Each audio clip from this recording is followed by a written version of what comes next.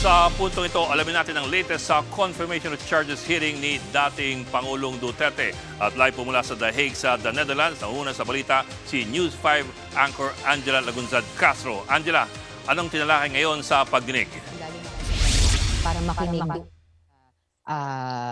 speech o dun sa presentation or submission on the merits of the case ng defense this day. Of course, una nang in-address nagkaroon ng general comment ulit itong si Kaufman at sinabi nga niya this general comment is addressed doon sa mga usapin na he does not disrespect any deceased person and he also technically or practically addressed the victims and the relatives of the victims of this case, saying na hindi niya ito binabastos at he respects the lives of the people kasi iba daw ang lumalabas sa mainstream media. At dito ni-reiterate niya ulit katulad ng sinabi niya noong una ng opening statement na ang mga media daw, ang domestic media ay somehow fixated doon sa mga sinasabi ni Pangulong Rodrigo Duterte at nasa splice nga daw.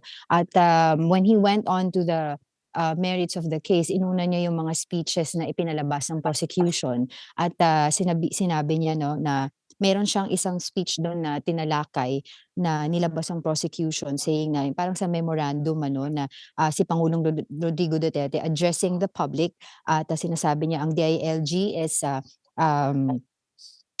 my subordinates and ang sinabi daw ng prosecutor lang hanggang doon lang sa if you need to kill parang gano'n pero hindi daw ipinalabas yung the rest of the statement, which is sabi if you do your duty, do not worry cases.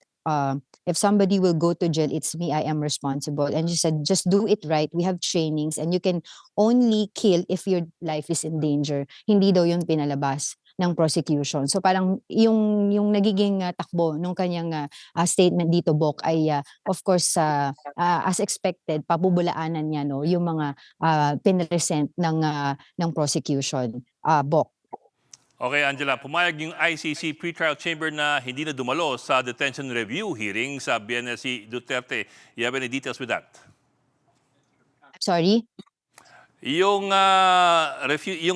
pagpayag ng ICC pretrial chamber na hindi dumalo sa detention review hearing sa Bienes si dating Pangulong Duterte. Anong detalye natin dito?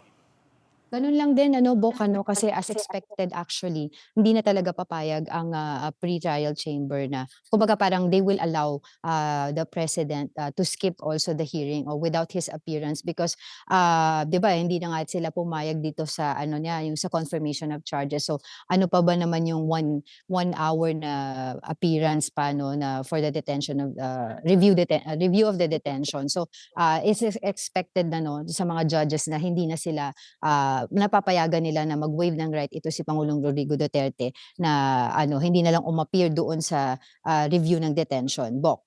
Okay. Bok, merong pahayag na ba yung ICC tungkol dun sa alegasyon ng mga nagpakalalang dating security ni Zaldico na may perang inilaan para sa gastusin ng ICC investigators dito sa Pilipinas?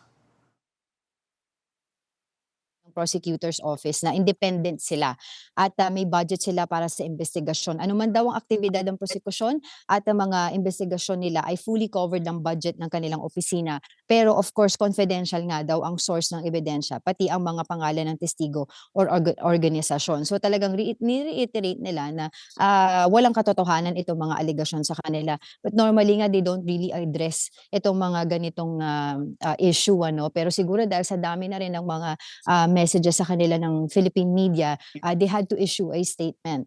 So nauna na nga kasing sinabi ni Attorney Levy Baligod na pinondohan ni Zaldico at Trillanes ang hotel accommodation ng mga ICC investigator. So ito yung mga pinabulaanan ng ICC prosecutor, Office of the Prosecutor. Bok. Okay. Ulat po ni Angela Lagunzad Castro live mula sa The Hague sa The Netherlands. Mga kapatid, Jig Manikad po, pagdating sa mahalagang balita sa loob at labas ng bansa, dapat una sa lahat, mag-follow at mag-subscribe na sa social media pages ng News 5.